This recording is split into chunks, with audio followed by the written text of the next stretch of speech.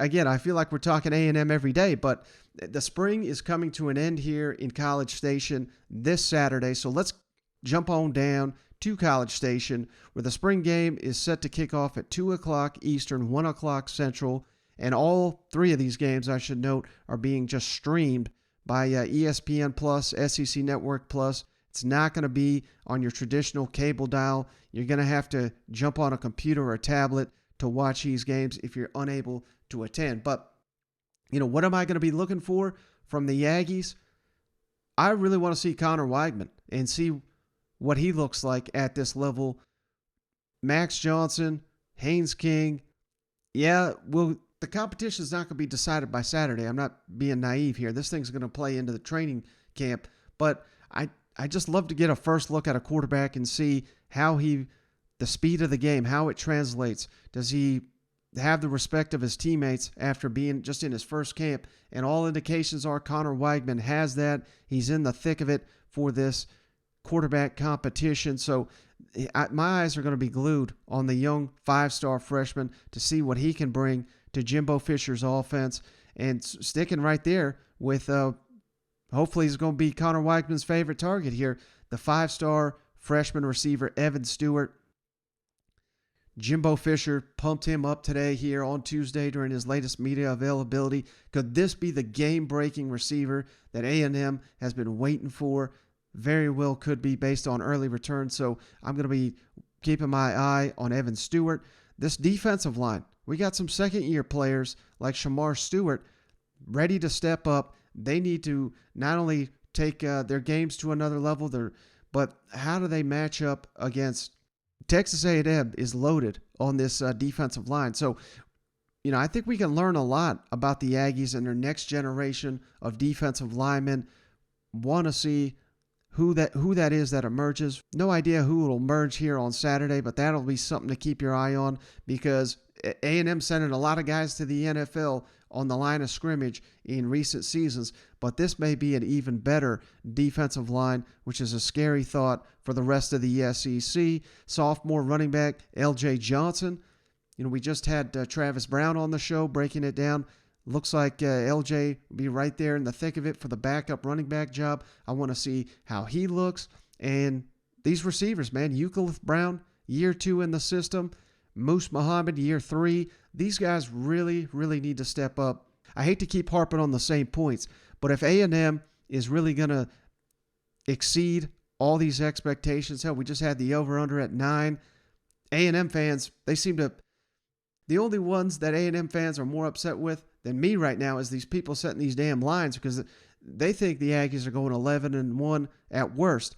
It ain't going to happen unless these receivers step up. You got to have a number of weapons to excel in the SEC, and I need to see it. We've been hearing great things about Brown for 2 years now, Moose Muhammad, Evan Stewart. Let's see what these guys bring to the offense in the spring game. It's a perfect setting for a matchup against an elite secondary. Let's see how well these young receivers perform here on Saturday. But before we get to the game here, let's add some comments here from Jimbo Fisher on the quarterback competition. Where does this stand? Haynes King, Max Johnson, Connor Weigman. Where's this thing going? It's certainly going into the summer, according to Jimbo Fisher. Jimbo, just kind of focusing in on Connor, you said that he was the best quarterback in the class last year. When you look at where he's progressed this far, what's the biggest thing you've noticed about him? Maturity. Doesn't get overwhelmed by the moment.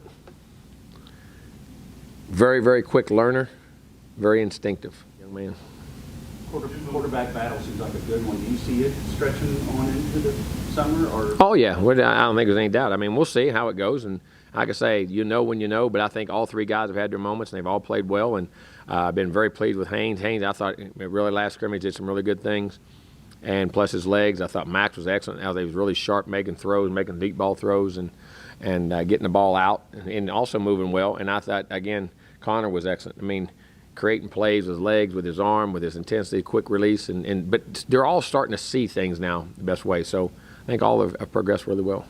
And then last thing from Jimbo, I mean, this hits right at the heart of the show opening there. But why does Texas A&M have this bad rap? They just landed another 5-star out of Georgia, Overton, who's actually born in College Station. I had no idea about that, but Jimbo asked about that, and he had a lot to say. He kind of went down a little bit of a rabbit hole here, talking about A&M's success on the recruiting trail. With its number one class, I'd ask somebody else. From other coaches, from fan bases, and so forth. Oh, I don't know. They guess they haven't done it as much.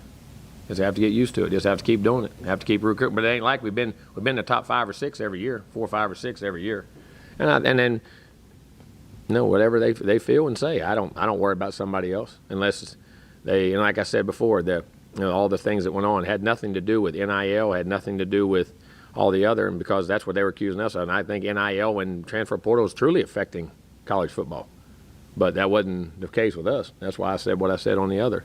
So I don't know. You have to ask them more so than you have to ask me. Well, hopefully we'll keep doing it and making them all mad. Do you tell your guys and your staff to embrace it?